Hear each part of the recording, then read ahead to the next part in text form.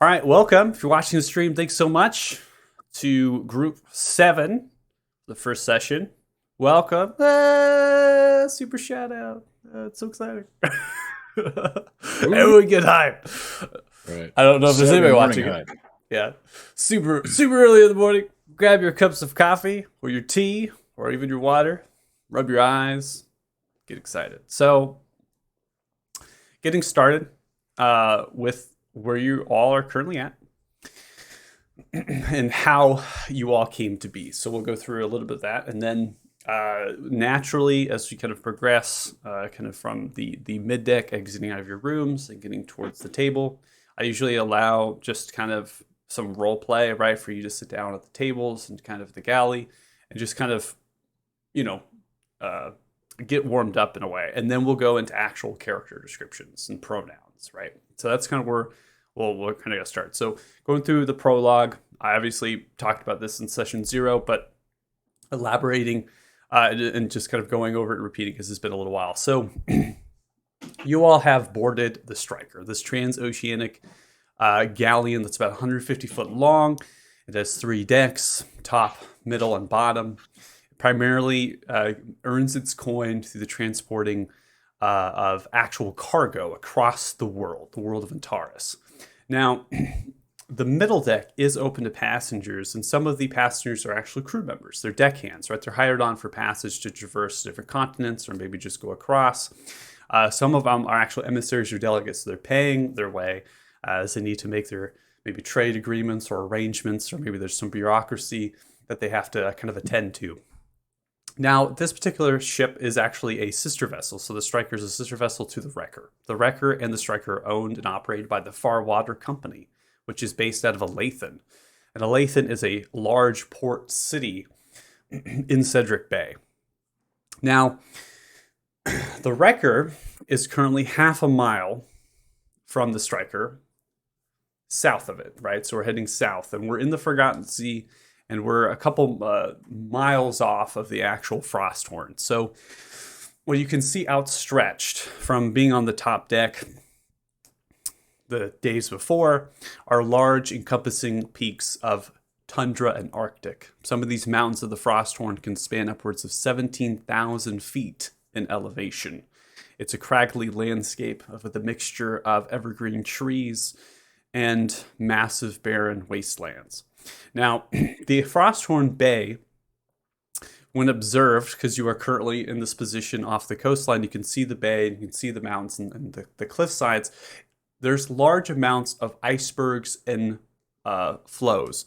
And so kind of what you're seeing is like sheets of ice that are broken apart. There's icebergs that are kind of poking out of the actual water.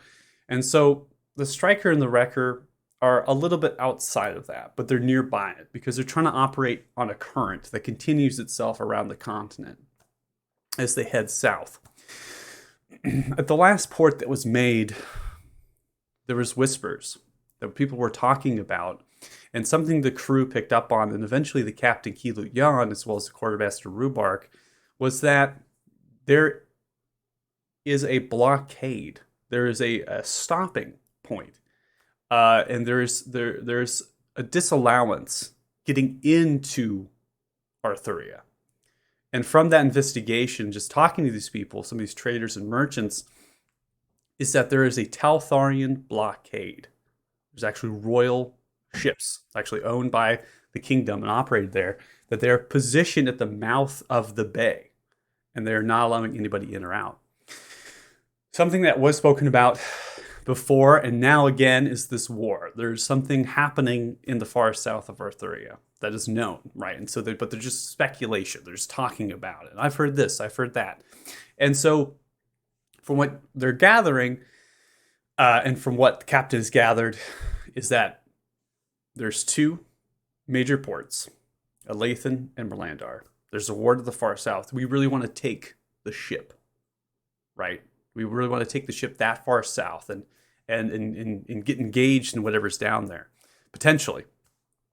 We want to try to talk to the Talthars, make a run at the blockade. Right? The captain is open to all suggestions. So in an hour, roughly, a meeting has been scheduled. with the Captain Kiluyan. You all have been invited to this particular meeting, and this meeting is going to be talking about what is supposed to happen in the future, what we are supposed to do. Some of the other crew members and passengers have been invited to the meeting as well. But it's really a collaboration to try to figure out what to do next. So as you sail in the Forgotten Sea, you all have gotten on this boat at some period. You could have been on this boat 3 months, you could have been on this boat 6 months. Regardless, the Striker has been at sea, as well as the Wrecker, been at sea for 10 months at a time. These particular ships need to make major port. They cannot be at sea for too much longer, or they will sustain damage they cannot repair from being battered. And this particular ship, as well as the Wrecker, is actually capable of going through ice floes, right? Cracking through ice. And it has done it in the past. So this particular situation is a little dicey, right? But what to do next? We got to really make strategy. You all have, given the time frame, whatnot, you're all acquaintances. You might know each other's names just a little bit, but not really personal information, right? You might have shared a drink or a meal at the table at the galley, but you haven't really gotten a chance to talk to each other in depth. Now, something calls to you each. It's most likely the uncommon to the common. Most of the crew, as well as the captain, they're really just normal people. But you all have this kind of extraordinary quality. Some of you, more so than others, think just in appearance. But with that said, I'm going to go ahead and get us switched over to the middeck. So I can transition over to the map. I'm going to go ahead and keep it paused as I go ahead and start some music.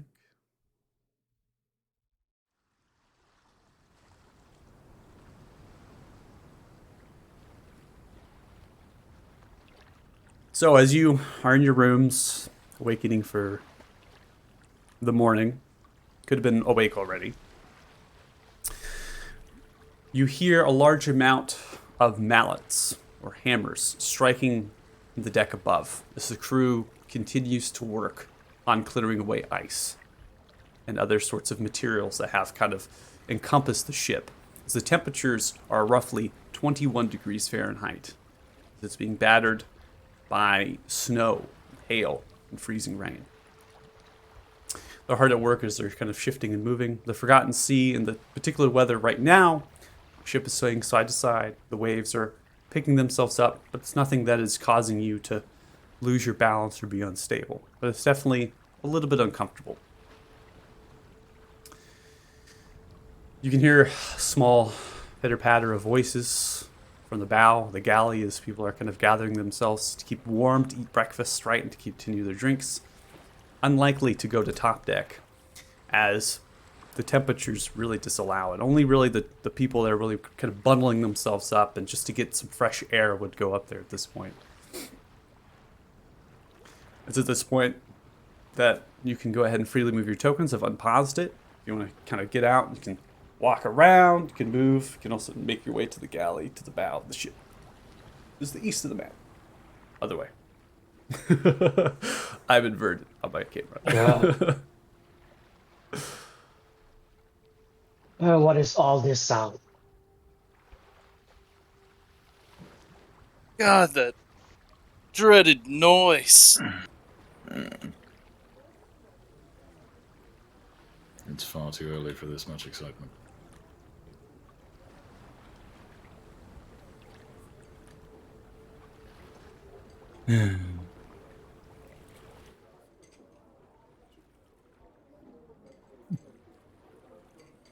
So you come into the galley, you see a mixture of different people sitting upon round tables, stools.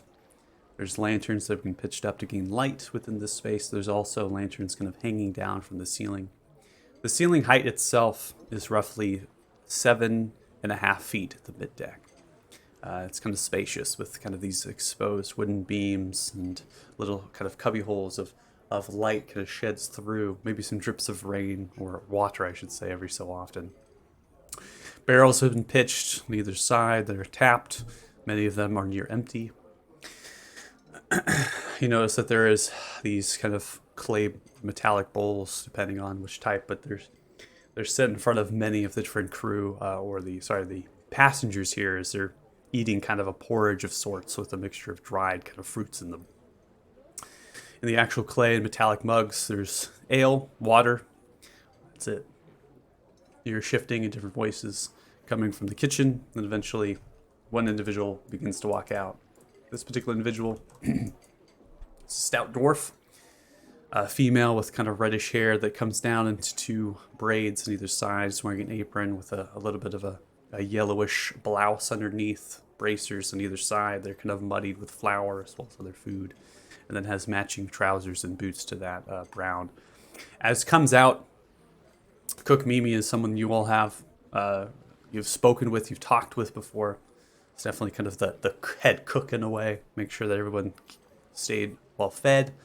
And you have noticed as of late for the past kind of few days that the food itself has become rather the same, right? Porridge, oatmeal type grains in the morning. You have dried stuff during the midday. And then there might be a kind of a stew or a soup towards dinner time, just throwing things in and trying to use things as much as possible. Cook Me approaches the first person they see. Mulder approaches you, comes up, looks towards. Oh, hi. It's the same, I'm afraid. Motions down, sits down to bowl, carries a kind of a pot with a handle on either side of the actual forearm, grabs the ladle and kind of spoons it down, slaps it into your bowl. Would you like ale or water today? My head is heavy and my cup is light. Please, ale if you would. Ale, of course. No worries. It grabs a mug, looks towards on the table and sniffs it a little bit. Kind of looks and sees that it might be clean. Reaches towards, fills it in the barrel nearby and sits down on the table. Turns over. You pronounce this Varus or Varus? Varus. Varus. Once you Varus looks up. Yeah. Spoons you a bowl. What would you like to drink? Just water, my dear. Water, okay. No worries. Shuffles back in the kitchen real quick after grabbing the mug from the table. You're kind of a splash. Walks back in, sits down at the table. Thank you very much. No worries. Begins to funnel through, slipping through the tables and whatnot. Pumping in as she does. Looks towards you, Kane. And for you? A simple ale is fine. Oh, all right. Motions goes, fills it, comes back, puts it on the table. Continuing the rounds. Thank you, Cook. Comes to you, Zeph. So, Zeph, you're not at the table. Yes, I know. I'm sitting on some barrels. Would you like any food? There might be some seats at the few open tables. Oh, this is actually much more comfortable. Allows me to kick up my feet. If you want, you can join me. I scream. It's more fun to have companion friend. True. Which token is that? I'm the yellow one. Kane. Right. I immediately hop over there and said, yes, I will definitely have an ale and whatever you're serving. All right. No worries. Yeah. Sets it down, gets a spoon, grabs the nail, fills it. Goes up to Tegan. Looks up to you. Hi, love. Just a water today. Just what? No food? I'll take some food as well. Oh, of course. Of course. No worries. Yeah. I don't want to assume. Get in trouble sometimes. Gets a spoon in. Runs back in the kitchen, gets water, sets it down. Goes up to you, Lucar. Water and porridge for me, please. Oh, all right. No worries. Spoons it. Runs back kitchen, gets water. Sets it down. After doing that, looks around the rest of the galley. Looks like everyone's well fed and got drink. Are you heading to the meeting? The captain should be heading pretty soon now. Oh, And we would know about the meeting, right? Yeah, everyone. He's currently talking to Lucar on the actual table, since you all are actually separated in the particular galleys. Talking to Lucar Oh, was okay, the yeah. last person that they served. Is that already? I guess I Ah. should head that way. In an hour, though, I think. Oh. I'm always stuck down here in the mid-deck. Don't really get to see the light. And usually they're going to ring a bell, whistle of sorts, maybe. Generally when they have their meetings, this Quartermaster Rubach likes to, and sometimes Quartermaster Rubach come down here and just yell at you. I'm interested to get an update. I'm anxious. I'm as well. There's a talk on the whole boat about what to do next, and quite honestly, I would like to get home. I've been on the ship for almost a year now, and I'd like to see my children, but we'll see. See what happens. Anyways, let's get back to the kitchen. Got some bread for lunch. So I'm sure it's burning. Thank you, Amy. Bye. Disappears in the kitchen. Out of character, you all know that this meeting is taking place at 10. So you have an idea that that's happening.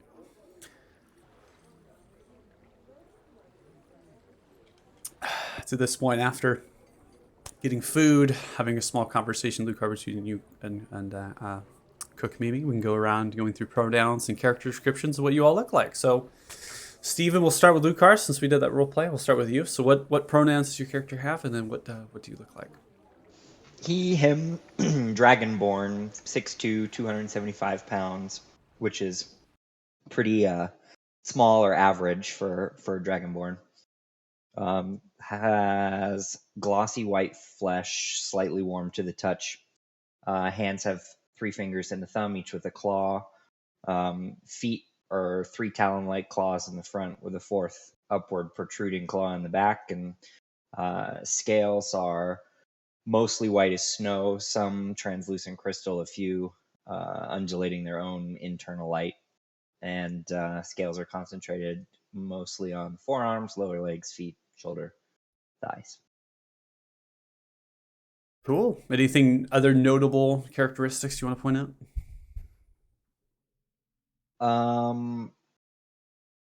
Not at this point. Sounds good. All right, Tegan.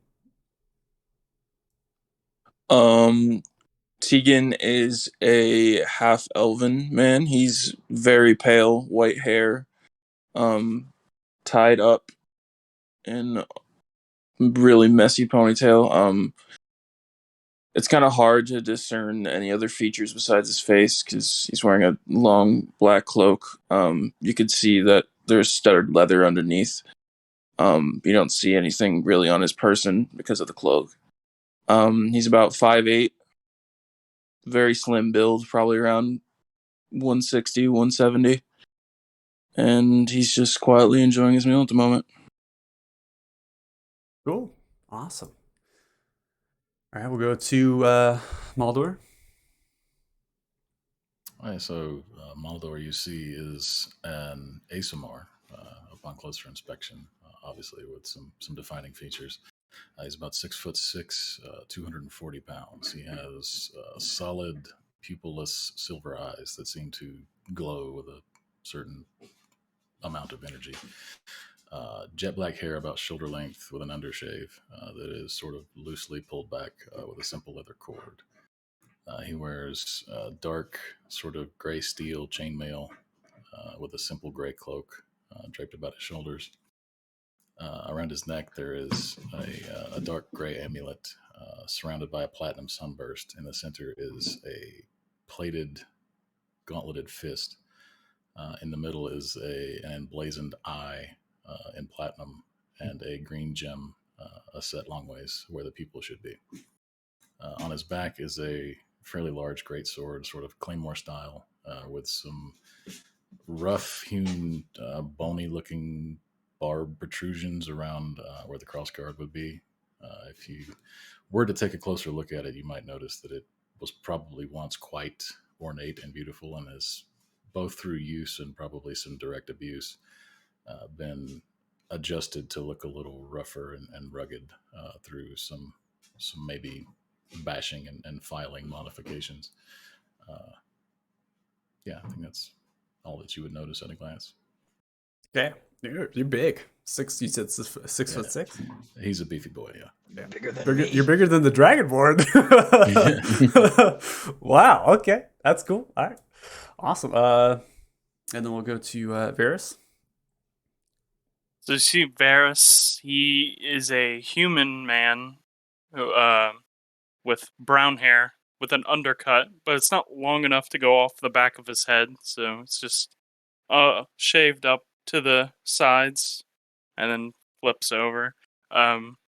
Green eyes. He wears blue robes that are embroidered with gold that look like someone who had grown up in a castle or some kind of, nice domain. And he's like impossibly clean for being on the ship for this long. You can see on one of his fingers is a ring with a hourglass in it. Would it be hourglass? I don't know. But the stuff that they use to keep time with the sand, I think that's an hourglass. Yeah. Yeah. Okay. Yeah, an hourglass carved into it with a black gemstone. That's his family crest. And then in the coat of his robe, you can see a book that's like holstered in it, but it like barely shows. He's just kind of leaned back most of the time, observing everybody. Okay. And he's like 6 foot, and he's like a beam pole, so very skinny. Skinny and slender. Awesome. Yeah. Awesome. And we'll come to Kane. Kane is an elf. He has a pale gray skin, sky blue hair with violet eyes. He is 5'8" with 178 pounds. He's probably one of the smallest ones in the crew. You could tell just by how he looks. He's no child of nobility. He wears a white long shirt that is widely used by religious people, and a blue tint on his hair, seemingly like it has been colored a little bit. Okay. Anything else? No? Cool. All right. Well, Zeph? Well, Seth, well, first of all, the most noticeable thing about him is just he has really pale, light blue skin that, like, if you were looking at it along the edges, it's kind of a little bit translucent almost, but barely. Pale white hair, and he's wearing leather armor, but it's like probably the thinnest that you've ever seen. Like, it hasn't been used a whole lot. And he seems relatively comfortable on the ship when you've seen him, but relatively. But he probably plays that up more than, like, he's trying to appear more comfortable than he actually is. But he's generally a pretty talkative person. He likes to make friends. And I guarantee almost every one of you have talked to him at least for a few minutes, whether you wanted to or not. Cornered you. Hey, yeah, I like it. I like it. That's we awesome. just learned everything we need to know. That was a great personality cue right there. Yeah. Mm-hmm. Is there anything else? Anything of note you want to point out? Oh yeah, well, he does have a shield. Well, he probably doesn't have it on him right now, but you've definitely seen him with a shield. And and on his leather armor, he does have a noticeable similar to Maldor's, I believe, with the gauntlet hand and with the eye in the center. That'd be probably the most noticeable thing. Okay, awesome. Well, with that concluded, anything at the end of that? Anything anybody wants to kind of left out of their character description? Anything they want to add at this time? Did you mention, did I miss it, the race for Zeph? Or were we unsure? Oh, yeah. Well, You don't I would have to imagine say it. people would. No, even if you're not familiar, he probably would have mentioned himself. He's Genasi. Or, Cool.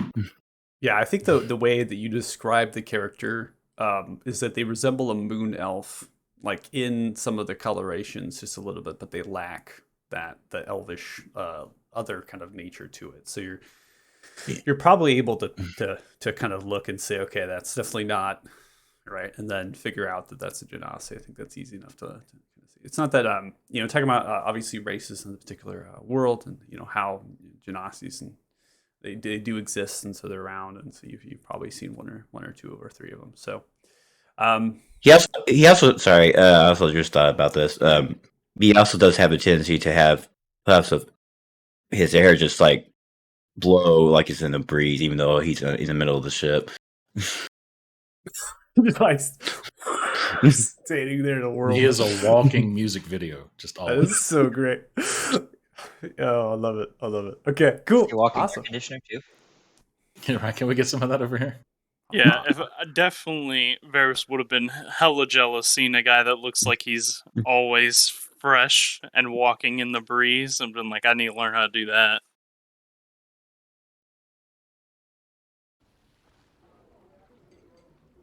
Well, as we finish, we'll get back into this. So you all are around your respective tables. Looks like Zeph, you got invited onto the table of Cain, got sat down. Able to role play amongst yourselves, and eventually this meeting will come about.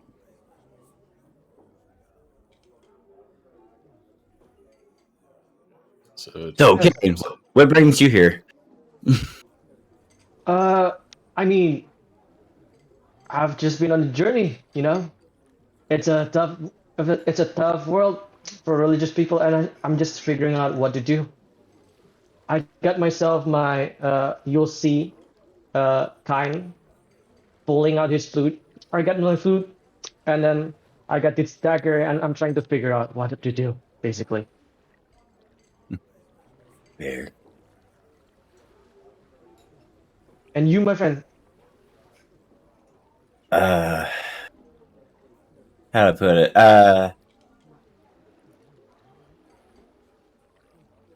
I'm on a sort of quest, looking for something. Is it something that he would talk about? Do you think? I'm not sure about that. Are you asking me? Yeah, sorry.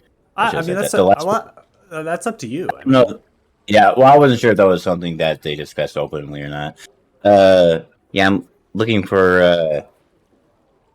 They're called. We call them the Forsaken. I Basically, see, I just see. basically vampires. So you're one of those that hunts vampire, do you? Do you specifically have anyone that you really hate, or do you just want to kill one? It seems really targeted, you know. Well, what's his name? Well, there is one individual, although by the name of Kilvas, but definitely don't want to encounter him directly myself, not anytime soon. Well, He would probably personally, kill me. personally, I would say that our problem is we have our own problems right now. We cannot get to pay, and the food is just horrible.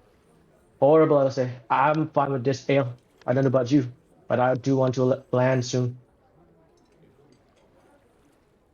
Yeah. Have you met with the other peoples, friend? Oh yeah, I've definitely chatted with them. Lovely people, all of them. I see, I see. Any impressions yourself? Or what I about you, mean, Varys? What was that? So I was just asking, what's your general opinion of the group here on the ship? You know, everyone's just trying to get somewhere. But it doesn't seem like we have too much in common, other than you and is it Maldor? correct. Yeah, you and Maldor have that same symbol. Do y'all know each other? I don't. I mean, before the ship, I don't think I've seen him before, but that's not uncommon. Okay. I would be It's a big surprised order. if anyone knew who I was. I am curious as to the origin of your ornament. What specifically? Just how did you come to possess such a symbol? Oh, I mean, I'm part of this. What's it called?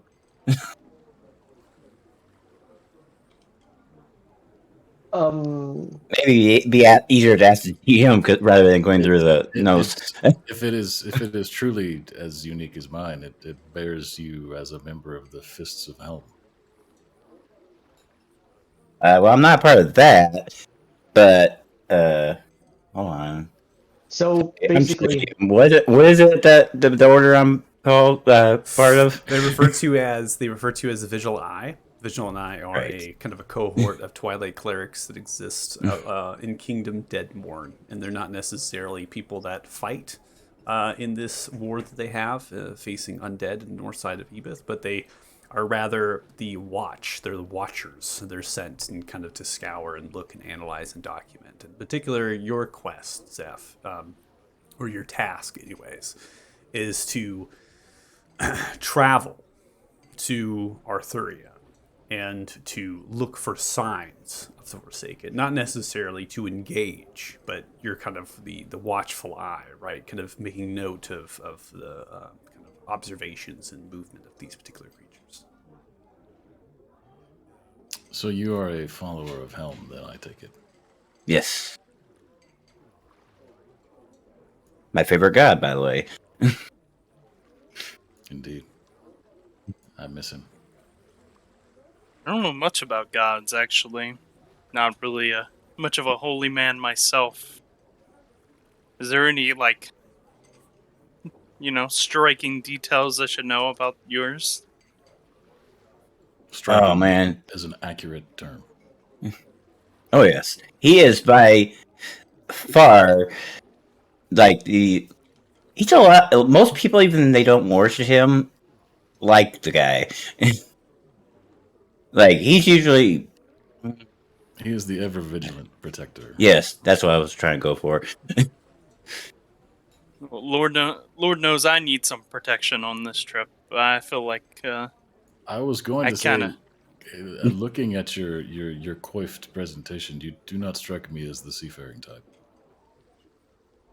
not really the adventuring type. I'm on what's called the Iterfatum of my family, which every single heir to the house has to go on their journey of destiny, and it's time for mine. So I'm just kind of winging it as it is. Hopefully, the goal of the journey is to have an adventure so great that it is put into legend, and you're so well versed of the world that you can rule effectively, and that's why I'm here. So you are royalty, then I take it. I'm sorry. So you are royalty, then I take it. Yeah, of a lesser house, but still royalty. Yeah. Indeed. How have you found your adventure so far? Very uneventful. Too much time on one ship. you can say that again. Don't love the water as much as I thought I would. It is indeed foreign, but then so is everything in this place.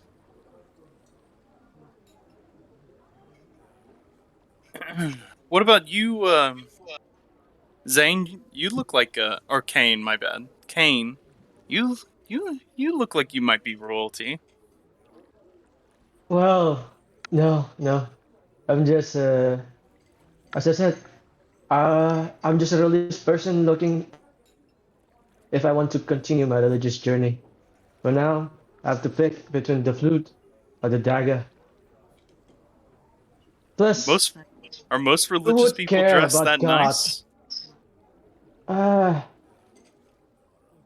Anybody who drinks ale dresses that nice, at least in my eyes. It's a fine ale. At least better than the food here. Okay, so I want to, whenever I ask him if he's royalty, I want to cast Detect Thoughts on him. You want to use detect thoughts? Yeah, when I ask him about being royalty. Okay, so Yeah. go Oh just shit. God just damn it. so detect thoughts. So just FYI. So this goes into spells just in general. Using them against somebody else is generally considered like a hostile action. Okay.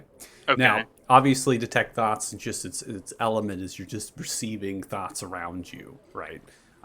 So until we get potentially into the probing part of that we might have some just so you know, right, that definitely is something that some odd people would perceive as improper, right? Basically, being their mind and their things. You're more than welcome to detect thoughts, just so you're aware going on, or aware of that going forward. Okay. So if I there's no way I could cast it without him noticing, right? So detect thoughts requires components, right? So you're going to be saying things and doing stuff. There is you can try to sleight of hand to attempt to bypass the passive perception of Kane, but that only goes so far, as you also have to say and move your hands at the same time, right? So you might be able to disguise your hands, but you're still going to be saying something with your mouth. All right. So you'd have to Okay. turn around. It'd be really that makes difficult to sense. do. Yeah, Makes it'd be really sense. difficult. Okay. Detect thoughts. Exactly. Yeah, I was hoping that I could, very, what's the word for it? Very low-keyly cast it. But yeah, okay. Yeah, it comes into this is common with message people, players. Message has components, so it's not just a secret message you're passing back and forth. You actually have to say something, the actual effect to that. So, All right. So I will not do that then. okay, you're not using technology. Okay, Yeah. Cade's excited. Good, I'm not being detected. Yeah. All right, Lucar, you finish shoveling the last instead remaining of that, scraps into your though- mouth. Well, instead of that, can I try to I don't know, get a read on him when I say it? Because I feel like, so the way he answered makes me very curious if he's telling the truth. Is there any way I can get a read on him?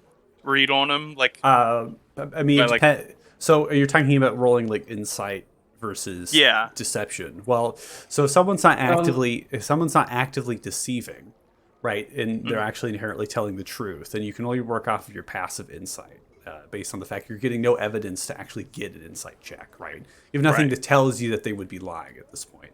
So you're Okay. working off your passive insight, but then you're also going against their passives potentially. You're unable to necessarily get a reading at this point. Okay. Before anything, Varys, did our character encounter each other before the ship? Because we did I did ask you about going on the journey with you, right?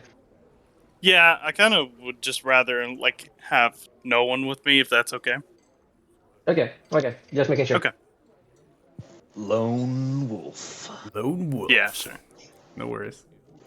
All right. So as the kind of time passes by, eventually we get to this, and there seems to be a little bit of a ringing, almost as like a ship's bell as it kind of begins to kind of dung out.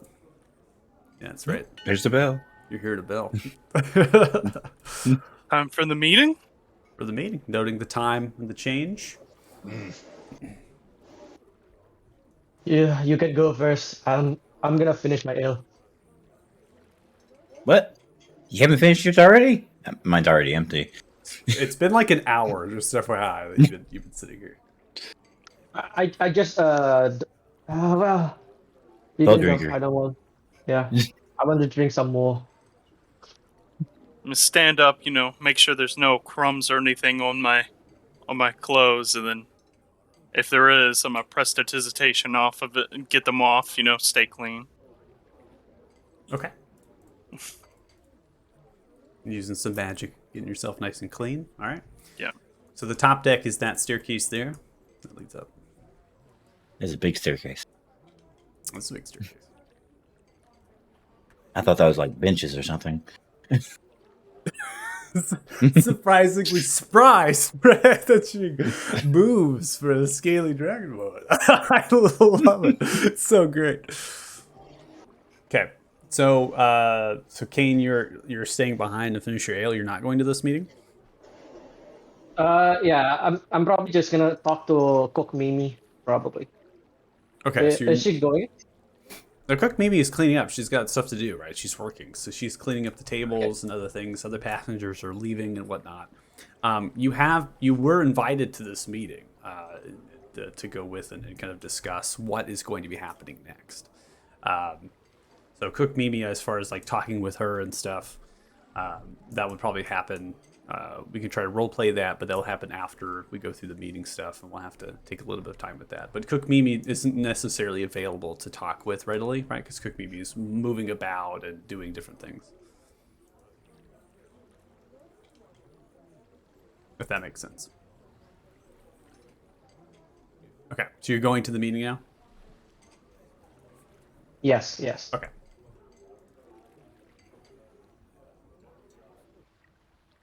I just want to say, just a pure observation, I love how this party clearly does not get much sun. Everyone is pale.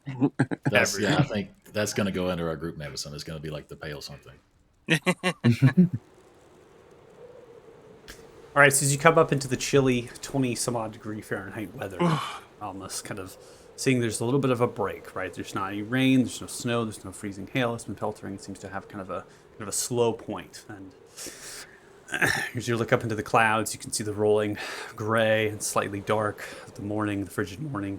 Stare off at the technically it'd be the right side, right? So the north side of this map, which would be directly to the east in perspective. You can see the continent of Arthuria, but miles off. You see the different icebergs and flows. You can see the expansiveness of the mountains themselves. And what you're understanding is that the terrain and the wilderness there is intimidating and impressive. The waves crashing against the side of the ship. Kind of as it begins to sail, you can see the wrecker ahead, half a mile to your south. Seems to be going okay. Crew move themselves about, as well as deckhands, shifting the actual rigging. Right now it's kind of smooth and steady and sailing course as you're kind of in that current, I should say, and really just holding the sails at some point and letting the boat take itself. As you come onto the top deck here, there's a couple different notes. So the actual captain's quarters is a double wooden door at the base of the stairs there that kind of leads down to a sunken area. Just kind of two pocket windows with rusted wrought iron handles that are on there.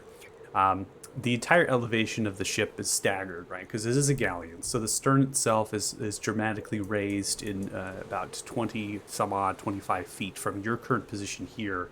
And then the bow itself is roughly 12 to 15 feet. And so you're adding this difference of elevation between the two sides. Many different masts extend upwards, some of which reaching 80, 90 feet in height, quite expansive. And then there's different mechanisms such as the anchor. Quartermaster Rubark is currently at the helm, holding to, just rang the bell, grabbing the wheel, and kind of yelling at people for orders.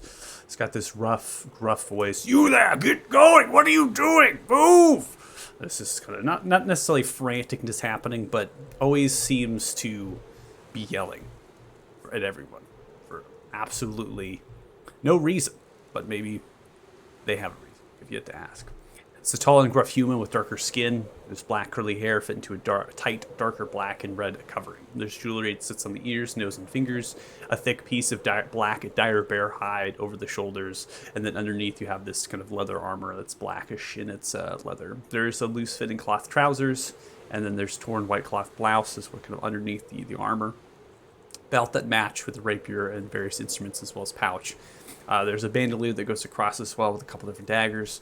You notice in the Quartermaster Rubark, from the kind of interactions, maybe conversations you've had with the Quartermaster, is a short, stern, to the point, and again, a lot of yelling.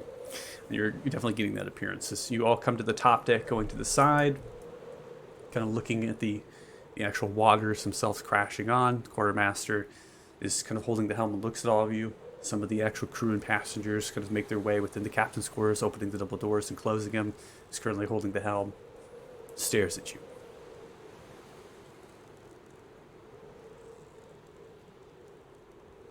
I was told there was to be a meeting.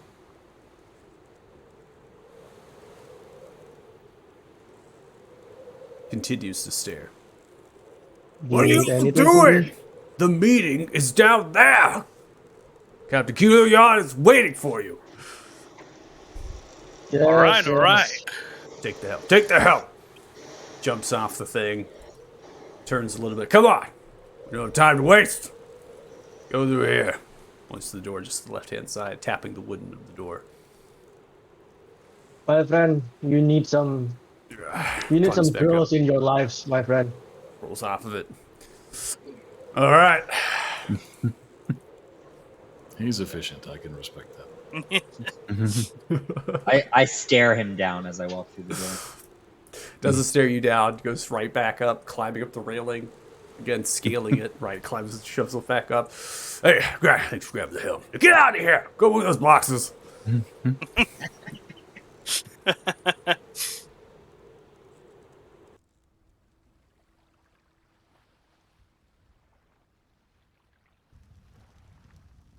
So you come into the captain's quarters. You'll see an older human male, about 50 to 60 years old, graying brown, short, wavy hair, got his fierce green eyes, and there's weathered features. Stubble is quite long. Underneath has kind of this fullish beard.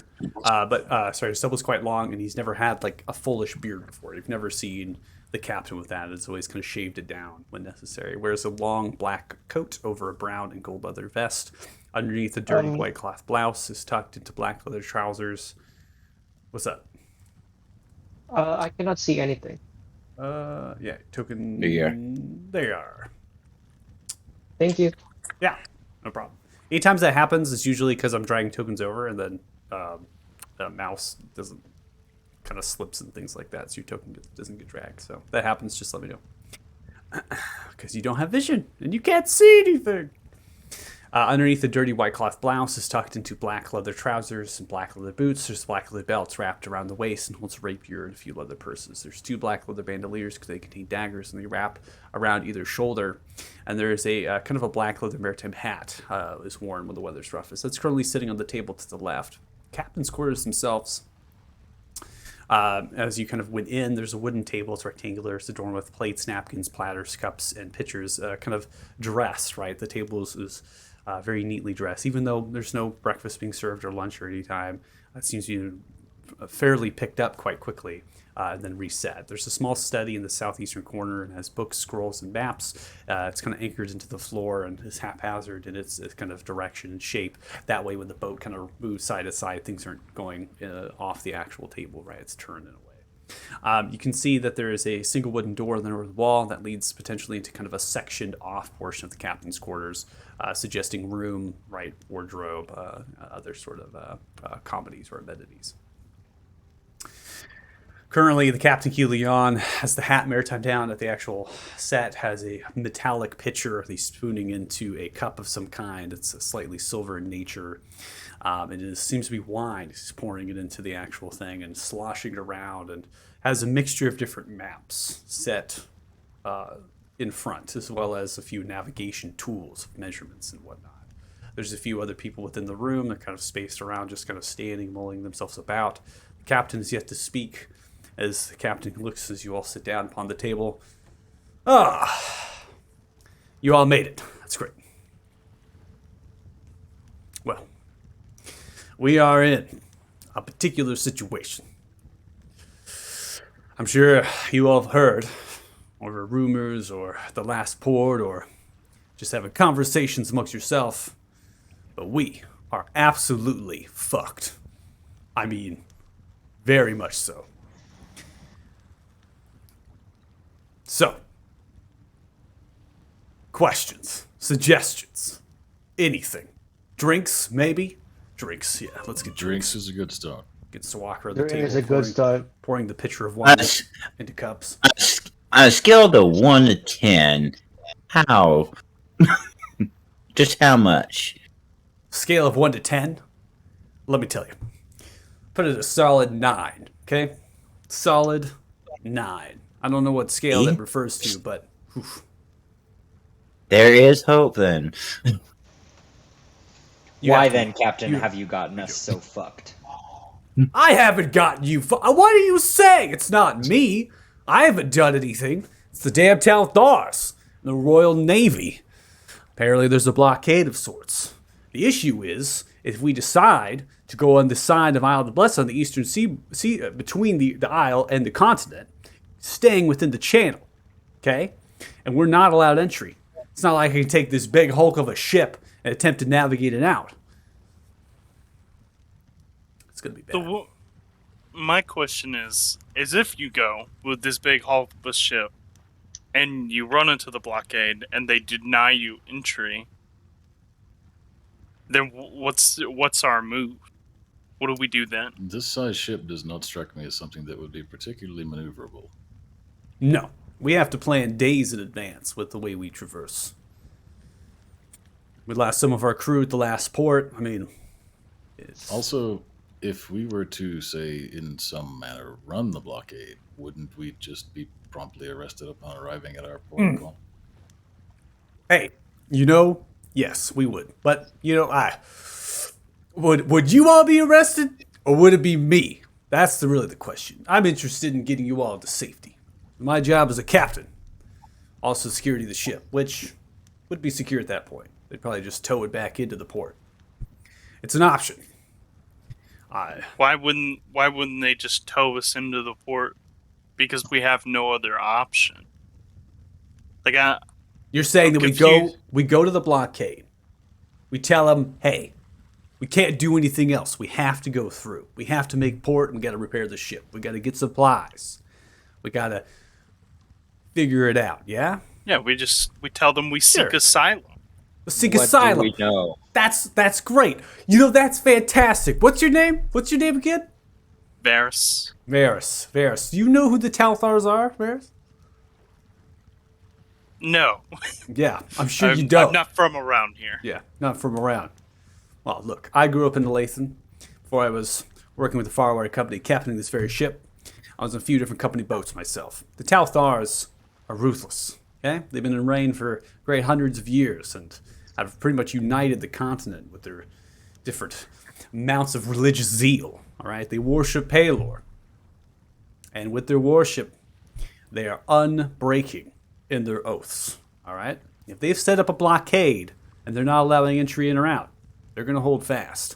We can create all manners of excuses and reasonings. How many ships we talking? I have no idea. I just know that they exist and that they're there.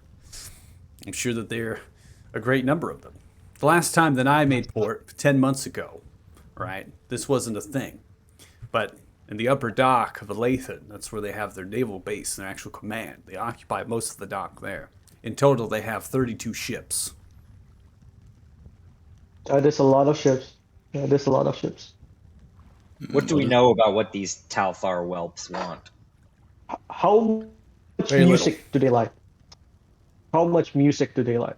I don't know that question. What are you talking about music? What are you? You're the captain. How could you not know? I can't even. I don't know. I don't know much about their motives. Okay, I just know that they're there, and I just know that traders and merchants with actual expensive cargo that would be very vital to many different companies in Lathan, as well as across the Gorn Valley, Paylene even so, they have actually been denied. They've had to sail back, or to another, negotiate, figure out where they're going to deliver these goods. That is not an option. So, overall, no going through the blockade Well, by your estimate. I the mean, no second- going through the blockade. I'm just saying that if we decide to do this avenue, if we decide to go, that is what we have to stick with. How many of them are you willing to kill, and what is the state of your armaments? Kill! Whoa! No one said anything about killing. What? What do you think running a blockade entails? It's not a peaceful I procedure. didn't think that it would involve killing anybody. That seems a bit extreme, if you ask me. Guy just opens his mouth. Guy just opens his mouth like, Plus, plus, in my, well, not experience, but from what I've heard, running a blockade usually involves running, not shooting. Well, until you get caught. We are not a fast Yes. ship. Exactly. So, So, which is why it's not other an than option. running this blockade, what other options do we have? Is there any other option? Well, there is an option. We can take Different port. We can get outside of the current. We can go to the west of the Isle. We can go to the last major port. Again, we have to dock at a ship that is able to take us, and they have a shipwright as well as potentially a dry dock that we can get the ship repaired. We'd have to go all the way to Merlandar. So we have to hook around the south side, go across the Isle of Buren. Again, I don't know what's happening there either. There's just this is war brewing, and there's these words that have been spoken of vile atrocities and dragons have been noted. Well, given our two options, we can either go to the blockade, have a near 0% chance of convincing our way through or fighting our way through, or we traverse around the island to where we don't know what's going on. And in my opinion, a chance is better than none. See. Also, I would probably agree that going through a blockade of a navy that's 32 ships strong, no chance of outrunning that. Yeah. And outfighting it, no chance as well. I'd rather go into the unknown. I mean, granted, they're probably not all 32 there because they have to do other things, but still, even if it's just a couple, unless we happen to just miss them, not good chance. I also would prefer to avoid unnecessary slaughter. Shut up! No one asked you. Apologies. Right. Um, That was Right. All right. Right. So what you're all suggesting is that we Go around. Stop feeling We go our around. legs and just go. Yeah, just go. go around. Seems Can I a have, spit. can I have more ale, please? Can I have more ale? There's no ale As here. It's in- wine, and I've been giving it from my own reserves. You Can I want have more of that? Takes the pitcher and You- slides it You down keeping the table. you keeping the good shit in here? Get some more wine. I'm the He is a captain. captain. Are you serious right now? Speaking of reserves, how long will our supplies last? All the way to Merlandar? No, they won't. We'll be run out of food by that point. How many have of your to- crew we'll are have you to willing cut to rations. sacrifice to get there? Crew sacrifice? What are we? No Your sacrifice. options. What is wrong with? We The cut options rations you by have half. We presented. put a. What is? Look, Captain. Slams down the Captain. ink pen after writing notes on the actual map itself. Captain. Look, we're not killing anybody, and we're not losing crew. The whole point of this is to preserve life. All right, we will not go down ever. All right, the ship is going to sail, and everyone on it is going to be safe. I have the utmost confidence. famous last words. Whistle. Lawsuit begins to break out. Captain. What is that? Ah, it's quartermaster. It's his own personal whistle. 1 second. I'll be right back. Opens the door and leaves. He does not Oh. seem to understand the meaning of fucked. I also do not understand what he was thinking. I mean, Maybe you like to go from 0 to 100 incredibly quick, I which just is would like to commendable. accurately also- convey the outcomes of his options. He seemed to be lackadaisically weighing the weight of his decisions Fair enough. to lead us to have- understand loss. Have either of you seen maybe the rowboats beside the ship? You know, there are Yeah. rowboats beside the ship. I say Yes. we steal some of his wine and some of the good food and just row ourselves. They will never see a small ship going through the blockade. No way. You also can't outrun them in a rowboat. So if you do get caught, absolutely fucked. There, Now, Fred, that, we don't that have is to an be option. pessimistic. We don't have to be It pessimistic. is an option. I'm just, A letting rowboat you know. in the open sea is not a Yeah. particularly sturdy thing. Unless And we have If they to- do find us, we can just, like our friend said, we can just kill all of them, right? It's a simple matter. I In never a said that rowboat? we could. I just said that it might require it, and you better be prepared for it. Well, also, I generally shy away from killing everyone being the first option. Yeah, I also would prefer not to. Shh. And I guess it is said there's no more discussion. So Yeah, we I run thought away. pretty clearly, going around as part of the ship is the best option. Even if, I'm going to be hungrier, Yeah. which Which, I don't. if need, I can help with the water situation. Not the food so much, but the water I can help with if it's a Water is longer journey. more important. And honestly, I don't think any of us are going to miss portions of that stuff that we've been eating the last few days. I don't know what you're talking about. Yeah, this stuff is fantastic. Can't get enough of it. So good. Just kidding, Sorry. that shit fucking sucks. As you're having Listen, your conversation, 5 minutes pass by at this point. The captain's yet to return. Do you think we should go see what that was about? I don't see any reason to stay in his quarters. I'll follow you if you want to go check it out. I do not think you need to do that. I have what I call an invisible friend, an imaginary one. Do you want? Maybe I could see what he does for you. Can DM? Can I use Unseen Servant? Yeah, you can use Unseen Servant if you'd like to. I mean, that's something if you're gonna use as far as a spell. You just try to have the Unseen Servant go out and gather information, come back. Is that what you're attempting to do? Yes. Okay. While this is happening, what are the other crew members in the quarters doing? Have any of them left as well, or are they just standing guard? Just making sure we don't steal shit. The crew is kind of getting restless. That's inside the actual quarter, right? They're moving back and forth a little bit, kind of waiting, getting antsy. Some of the passengers themselves look concerned. Obviously, said to be right back and has yet to return. The Unseen Servant is. I'm also going to probably say, based on the spell and how I've interpreted it in the past, that the amount of information it can actually give you is null. So it's kind of you give it a command. It's a mindless thing, so it can't actually speak.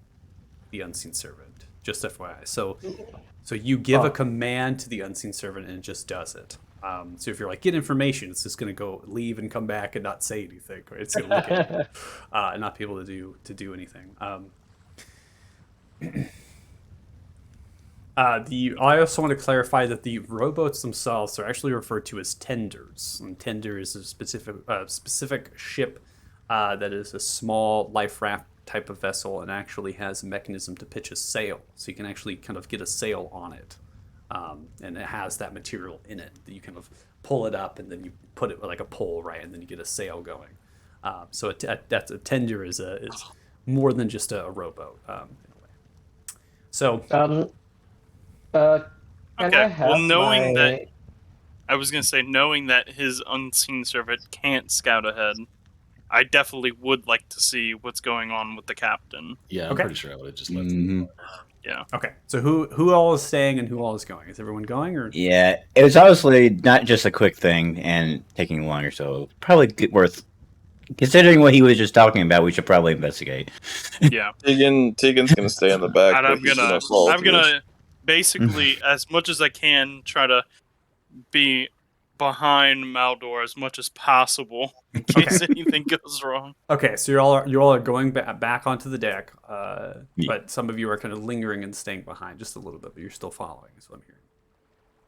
Yes. Okay.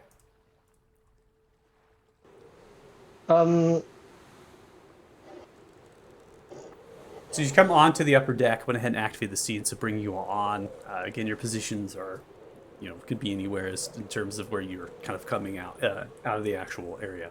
You notice there's a little bit of whisper of voices kind of up above, but the wind itself, the howl, is quite ferocious. Some of the crew themselves are kind of looking in the direction of the captain, but is looking and then continuing to work. The captain is currently looking through a spyglass aimed directly to the south, and is looking through, kind of pulls it down, whispers to the quartermaster, and then holds it back to you. Sees you all come out and looks, and kind of just gives it a little bit of a glance, but doesn't take his eye off the actual spyglass. Can I do a perception check to see if I can see the location of the Riker? Go ahead and roll.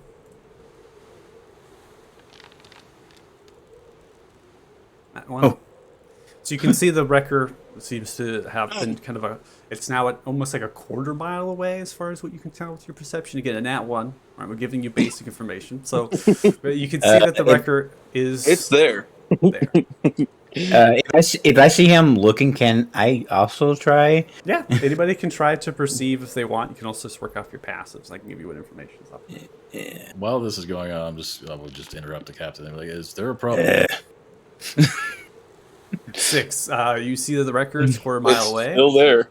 It's still there. Even with the 6, though, you can kind of see that above the wrecker in the sky itself seems to be kind of this blackish cloud that is kind of forming. It's a little bit kind of pushing itself kind of past and is slightly growing. Okay, with the perception of 5, you're getting the same thing.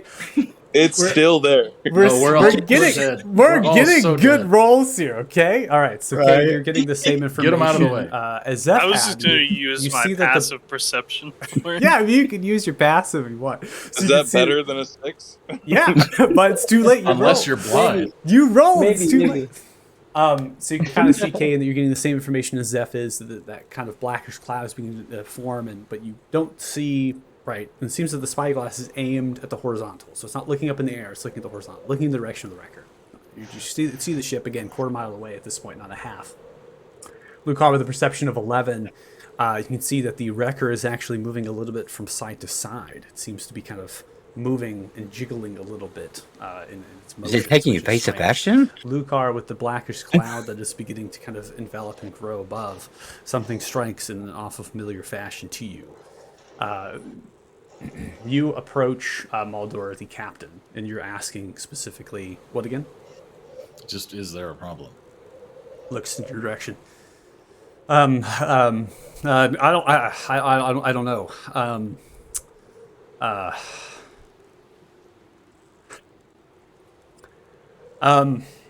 Quartermaster reaches. They begin to kind of whisper to themselves real quickly. So yes, there's a problem. Everybody, prepare for something. So I've seen what he's seen through the spyglass. You see a little bit, but not exactly what you imagine that obviously the captain is seeing far more from the spyglass, but you're seeing a little Yes. bit with the range there. You see now As the I'm- quartermaster is beginning to pull the wheel.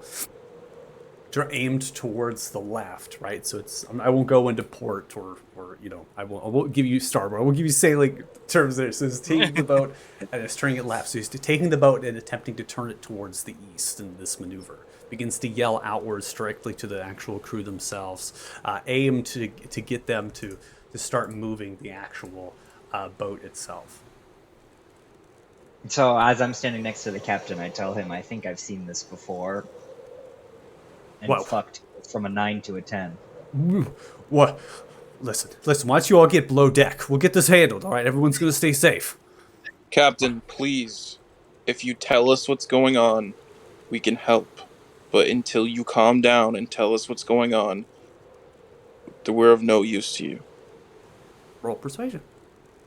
I'm a practitioner in the arcane arts. I would like to help if I can. Wait To a second. be fair, Is that two nat ones? Oh Okay. my god! Hold on. Does We're Silver done. Tongue still count on a nat 1? This is Yes. the first. Silver I'm tongue. moving up to an 11 now. Silver But tongue still honestly- counts on a nat one. So you automatically Honestly, take the higher. okay. Yeah. You're So good, it's you're good. 18. Yeah. So, Varus, with your passive perception of 11, you see the similar information as Lucar at this point. You can see a little bit of shuffle of the actual ship, unknown of why it's moving in that manner. But you see the black cloud forming. As your persuasion comes through, Tegan looks towards in direction. He stretches down, slaps the spyglass, and looks. It's a kraken.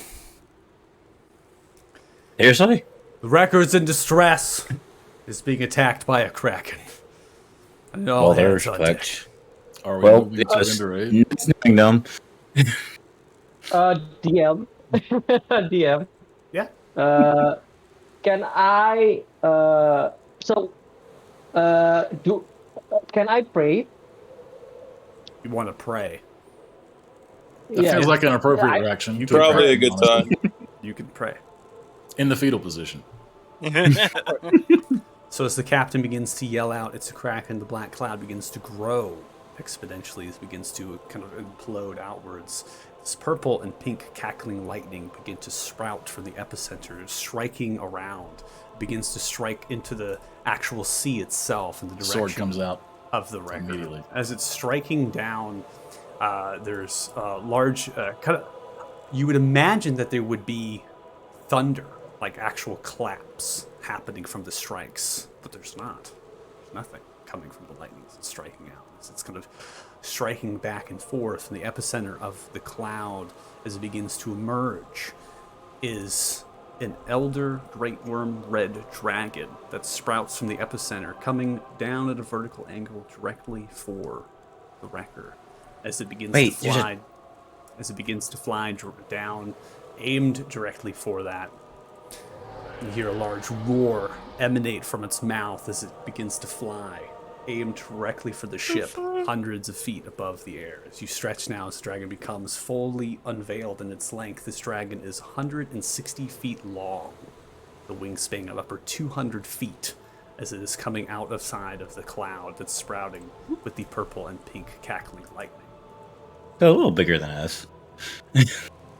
As soon as the purple and lightning, it just started to form like Maldor's sword. Oh God, was oh God, immediately oh removed, God. and he just starts shouting like, "How long Oh till we God. approach?" Oh God, oh God. It's going to be time before we get to the icebergs and flows. Oh God. I think maybe we can use them for safety. Captain Oh, looks. You can just God. go. Do you mean to run some away from bullshit. Quartermaster, stay with the helm. I'm going to go below deck. You see as you begin to see Oh out for the crew. God. Heads below. Dear You see God. some of the actual deckhands at this point are kind of moving and shifting in themselves. Some of the crew as well are moving about the actual top deck. Is the ship Did turning the captain towards just or away run from and us? hide? The ship is turning, headed east. It's heading for the icebergs and flows of the Frostward, the safety of the coastline. So it's headed. So we're heading. We're still moving away from the Riker. We're not going towards it, correct? Well, this ship takes a very long time to maneuver, so you are still heading south, but now you're slowly as you're traversing. This ship gets to an average of 7 knots in its actual average. Considering that there's not a favorable wind, you're actually heading into a headwind. They're attempting to get the sails turned and kind of keeled over, right? They're trying to get the boat. So you're still heading south. So you're slowly turning. So the actual we're captain pretty at this mu- point begins to run down below decks, noting that he's going to get towards the passengers and the other crew below, to kind of hold fast and steady themselves and get prepared. The quartermaster's still at the helm, holding the wheel, and some of the crew members begin to shuffle around, looking. 2 of which actually begin to go below deck to help the actual captain himself, disappearing below deck. 2 at the kind of the bow of the ship maintain their positions here. It's at this point, Kane, in your position on that side of the boat, you actually hear large thunking onto the side of the ship. I should have stayed in the. I should have stayed. Why did I go? Why the fuck did I go? Fuck. Do you look down? You can see Kane starts to stand up from his praying position, and he looks down. Okay. Dear So God. as you look down, you see 2 creatures that are currently latched on with their kind of fish-like hand appendages as they're kind of moving up. They have 4 arms and 2 legs with large tails, approximately 6'5" as their height as they're stretched. They have kind of bone-like spears at their backs have strapped into some hide-like armor, and they're currently pulling themselves in the wood-like material up the side of the boat.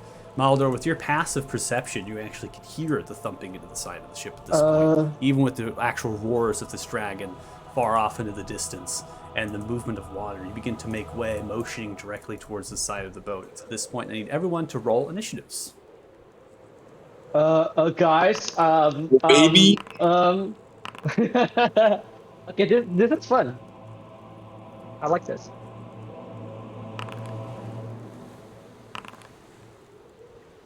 I'm glad we got fish people and not a dragon and a kraken.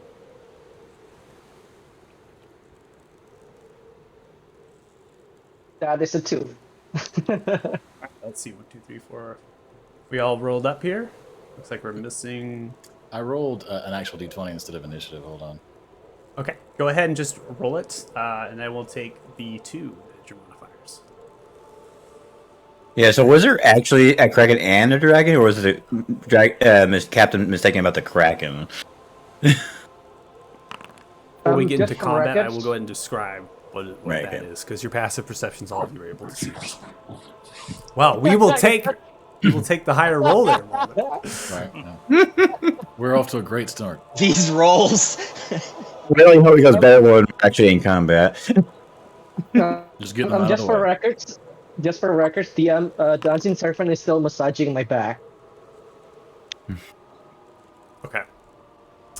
So, before we begin combat here with round 1 of Kane, with passive perceptions, as you both are headed to the side looking down, again, you're continuing to look in the direction of south, which is the bow of the ship. So you're still looking right and looking at these creatures. It becomes apparent that the captain is indeed correct, as you see tentacles being sprouted from the actual, the outside of the wrecker, and they begin to kind of burst themselves through the air and striking into the wrecker, into the ship.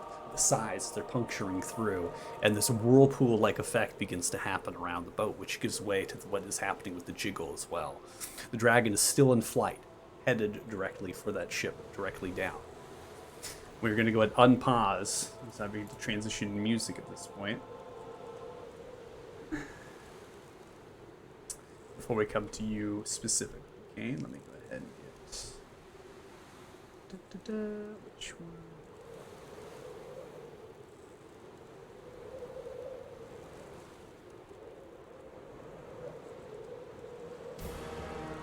All right, Kane, you're up. Round 1. Okay, so as an action, let's see. As an action, I want to use Divine Sense first, just because I was praying. I want to use Divine Sense. Okay, so you're gonna Divine Sense as an actual feature is going to be, I believe, not very useful. They're 30 feet within, so you can sense the creatures that you're seeing, but the distance of the ship and the actual to the water itself is greater than 60 feet. It's about 65, 70 feet. So you can actually see with your Divine Sense or feel presence into the actual water. But you're able to get around the ship a little bit to see and kind of whatnot. So using your action with Divine Sense, you do not detect any presence of celestial fiend or undead within 60 feet. Okay. Okay, it's just merman. It's just mermaid fishes. It's fine. Can I pull out my rapier? Yeah. And then, as a bonus action, I'll bardic inspiration. Who can I bardic inspiration? Well, given the range of bardic inspiration, you have options. So, given the 60 feet range, it seems that if not all of your party members could be inspired. For now, I'll inspire Maldor. Okay. Make sure to hover over and press T of Maldor, and then click your bardic inspiration.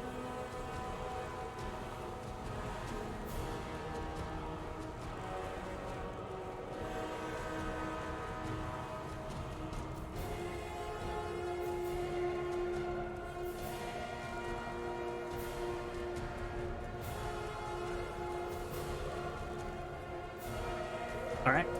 It's been applied. What are you telling Maldor at this point? Maldor, my friend. It's just this person. It will be fine. The Kraken is not here. The dragon is not here. I do not sense any celestial or any evil here. It's just this people. That's fine. We can do this. Everything on this plane is so weird. All right. Are you going to move at all? I'm gonna move back 10 feet. And after telling that, I'll wait. Okay. Move around. Move away. Okay. We're going to end your turn there. We'll come to Lucar.